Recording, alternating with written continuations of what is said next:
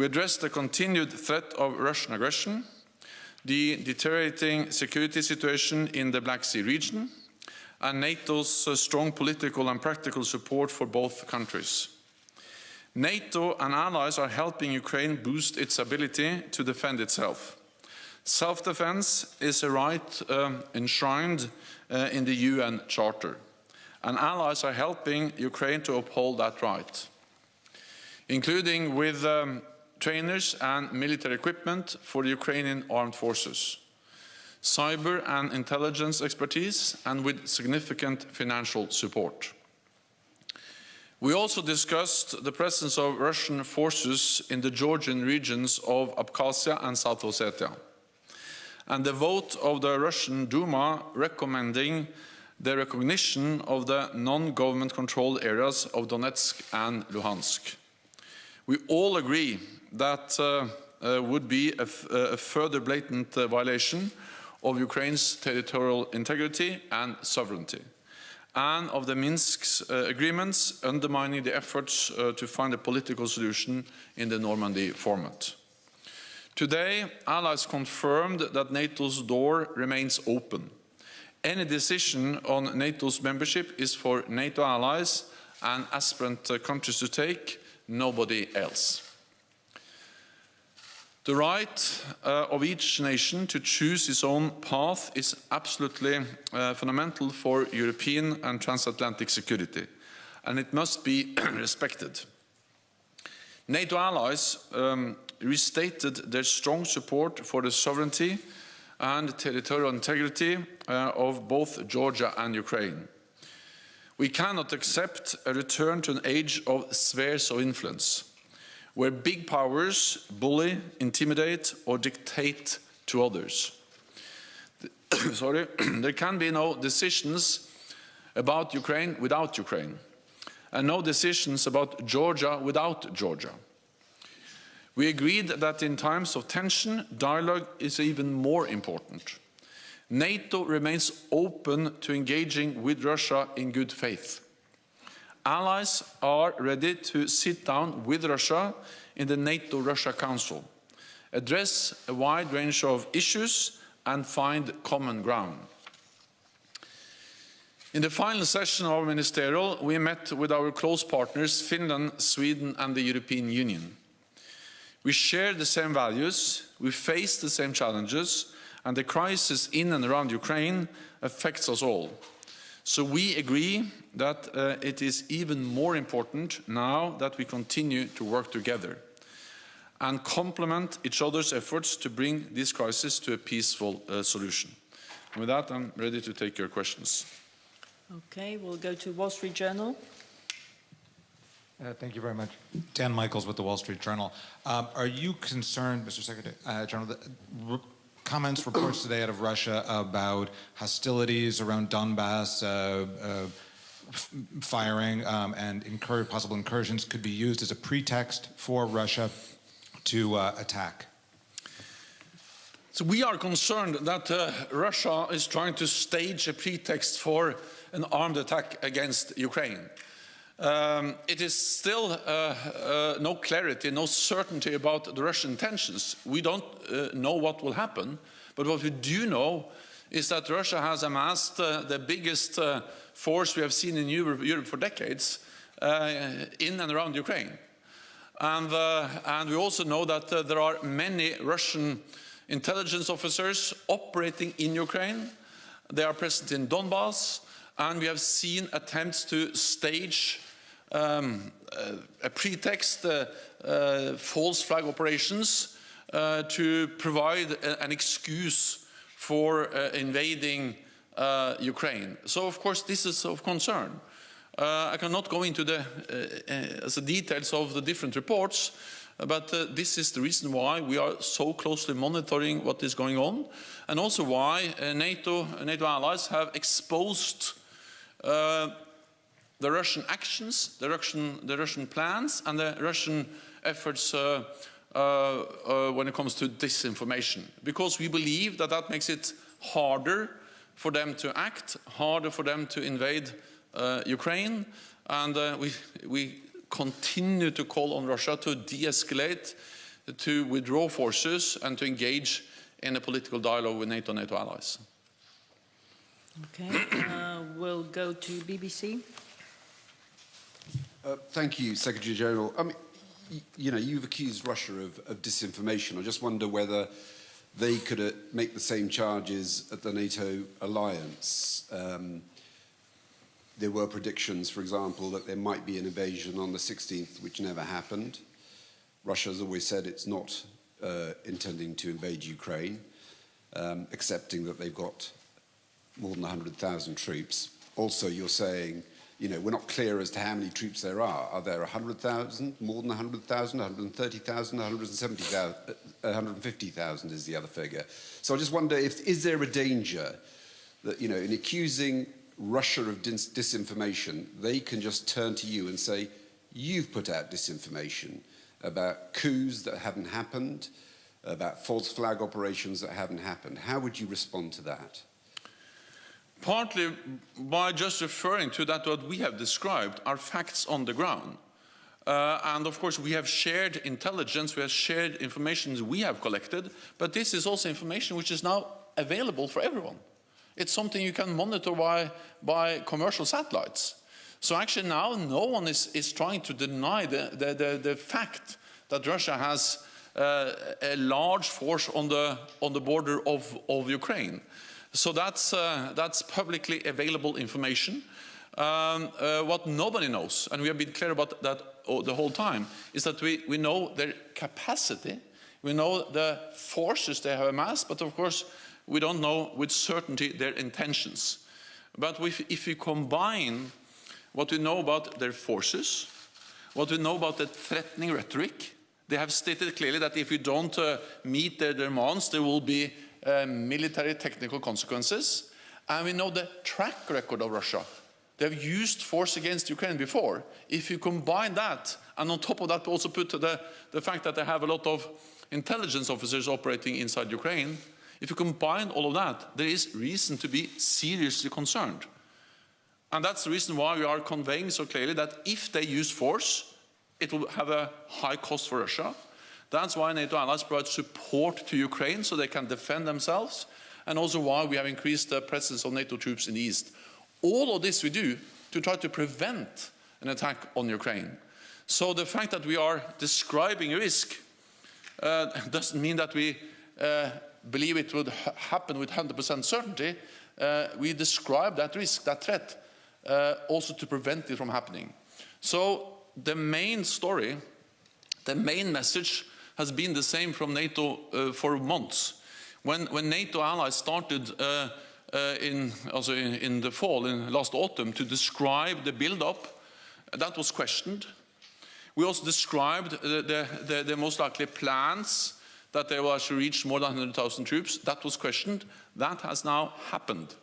And now we need to prevent the next step from happening, that they're using this force against Ukraine, and that's exactly why we are doing all the things we are doing in calling on Russia to de-escalate, in also sending a clear message about the high costs they have to pay if they use force again. Okay, we'll go to the back, the National News Agency of Ukraine. Yeah. Dmitry Shkurko, National News Agency of Ukraine. Secretary General, according to the publicly available information coming from Ukraine, Russian troops are not withdrawing from Belarus and just maneuvering along the borders of Ukraine. So that my question is, do NATO share the Ukrainian concern that those troops could be staying in Belarus for constant base? And what would be a reaction of NATO if that happened? Thanks. As I think what we have seen over many years now is a deterioration of the European security environment. With the illegal annexation of Crimea, with the Russia's support to the separatists in Donbass, and now with the large number of combat-ready troops in and around Ukraine.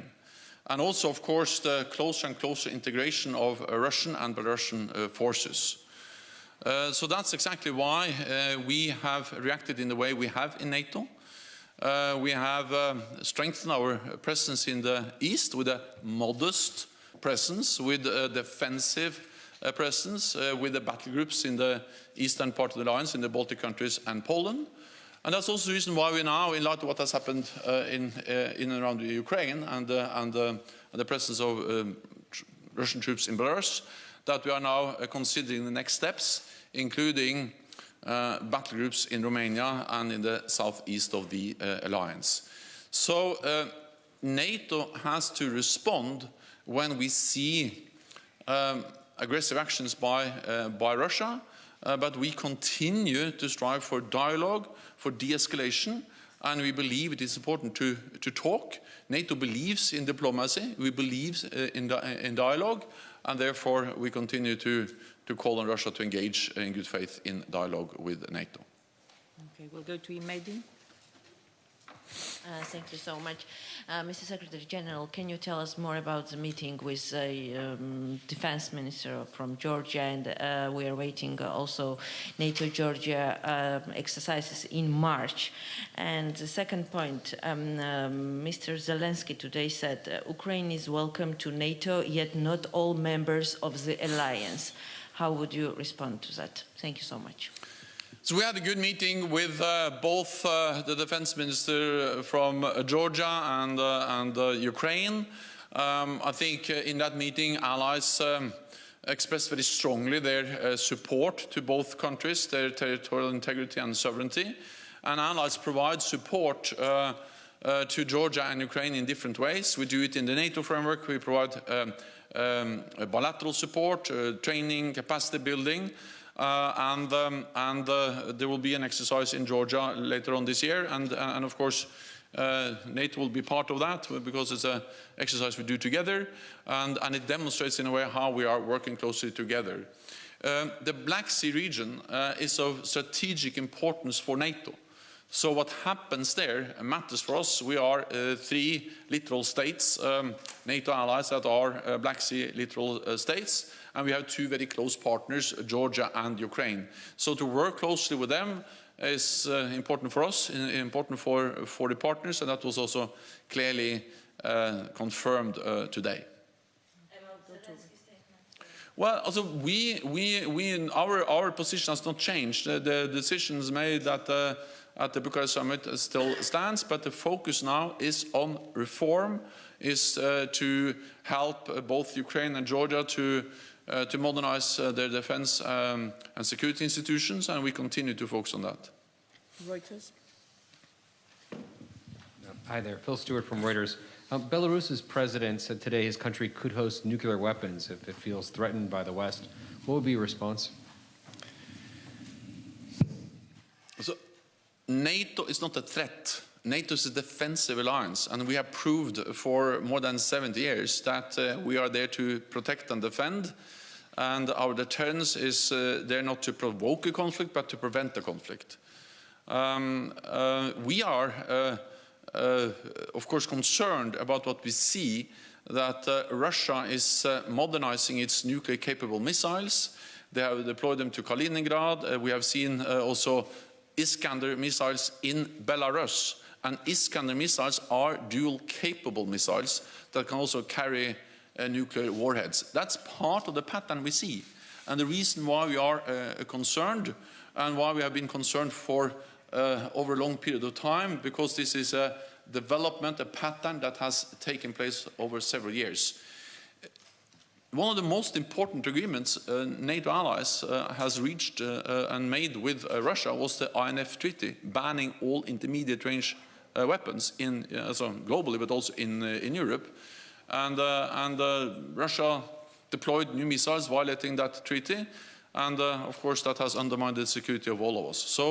So we are taking the necessary decisions and steps to be able to protect all allies, also in a more dangerous and unpredictable security environment, including caused by the Russian nuclear investments and modernizing capabilities. Okay, Deutsche Welle, just behind, lady there. Thank you. Secretary General, could you tell us what has to happen on the ground so that NATO can state those are real signs of de-escalation? And a second question, Russia is apparently about to hand over their response to the US proposals. are you also expecting them to send a response to your proposal as well? Thank you. We are waiting for the response from Russia. We received from Russia in December a draft security treaty that Russia wanted to sign with NATO. We met in the NATO-Russia Council, where also this proposal was discussed. We have sent to Russia our proposals, where we actually list and go through areas like arms control, missiles, transparency of military activities, and we believe that these are topics where there is room for common ground to find solutions that will improve the security of all of us, for NATO allies and for the people of Russia. Arms control is good for all of us. It will strengthen the security for Russia and for NATO allies. So the reason why we have conveyed these proposals is that we believe that if we sit down in good faith, as we've done in the past, we can actually reach agreements which are strengthening the security of all countries, including, of course, Russia. We are waiting for the response. We have not yet received any response, but I continue to believe that the NATO-Russia Council that was established by Russia and NATO allies is the best platform to engage when NATO and Russia have issues to discuss. And the NATO-Russia Council is an all-weather institution. It's even more important that we meet now when tensions are high and things are difficult, and therefore we are ready to meet. I invited Russia to a series of meetings in the NATO-Russia Council to address their concerns, our concerns, and to try to find a common way forward. Then your first question was? We have to see a real withdrawal. And of course, you have to understand that this is a build-up that has taken place over many months. And over the whole period, it's actually started last spring, we have seen the number of troops going a bit up and down. And we have seen some forces moving in and some moving out. But the trend, the net effect has been a steady increase. But you know, the fact that you're putting a battle tank on a train and move it in some direction doesn't prove withdrawal of troops. That's not the same as real de-escalation, because these capabilities are moving around all the time, in and out. So it has to be a meaningful withdrawal, a meaningful de-escalation. That is what we are waiting for. So far we have not seen that, but of course this can change. And that's exactly what we are hoping and working for, that we see that Russia actually does what they are saying, that we see a real, significant, meaningful reduction of the Russian troops in and around Ukraine. Okay, we'll try to take two quick questions online. Fox News, Greg Palkett. Thank you, Juana, and thank you, Mr. Secretary General. My question is this, Secretary General, from the latest information that you are receiving, all the reports on the Russian troop movements, does Russia have enough troops, have enough hardware on its borders with Ukraine to stage an invasion now? And if so, what could that invasion look like? They have enough troops and enough capabilities to launch a full-fledged invasion of Ukraine with very little or no warning time. And that is what makes the situation so dangerous. So we know about their capabilities, but of course we don't know with certainty about their intentions. So it remains to be seen what they actually do. But to have so many combat-ready troops in and around Ukraine, it's not a normal exercise. It's not a normal, in a way, activity on your own territory. This is something which is threatening an independent sovereign nation, and they can launch an attack with with hardly any warning time at all. And that's the danger. And that's the reason why we continue to call on them to de-escalate. It's never too late. to de-escalate. It's never too late to find a political solution, and we are ready to sit down and address their concerns and find common ground for a political solution. And for the last question, we'll go to Financial Times and John Paul Rathbone. Thanks very much for this, Secretary General. I'm just wondering what would happen if we're heading for a situation not of war or peace, but of sustained pressure. What does that mean for NATO and its allies, especially in terms of sanctions and what might trigger them? Thank you. Regrettably, I think what we are seeing now is a kind of new normal for European security, because we have seen this trend over many years, where Russia contests fundamental principles for European security, and where they are where they're willing to use force, as they've done against Ukraine, Georgia, but also to threaten with the use of force to intimidate countries in Europe. We have seen this development over some time, especially since 2014. And that's the reason why NATO has responded, because we don't have any choice than to make sure that we continue to preserve peace and continue to prevent any room for miscalculation, misunderstanding about our ability to defend and protect all allies. So we have increased our presence in the eastern part of the alliance. We are now actually, we have decided at this defense ministerial meeting that we have asked our military commanders to look into advice on the next steps for a more longer-term increased presence in the eastern part of the alliance, including with battle groups in Romania and other countries in the east, central and southeast of the alliance. For me, this just underlines the importance of NATO's dual track. We need to be strong, we need to be united, we need to be firm, but at the same time, we are always ready to find a peaceful, diplomatic solution through dialogue. NATO believes in dialogue, we believe in diplomacy, and we are ready to engage in good faith with Russia on that tomorrow. Thank you very much. This concludes this press conference. Thank you. Thank you.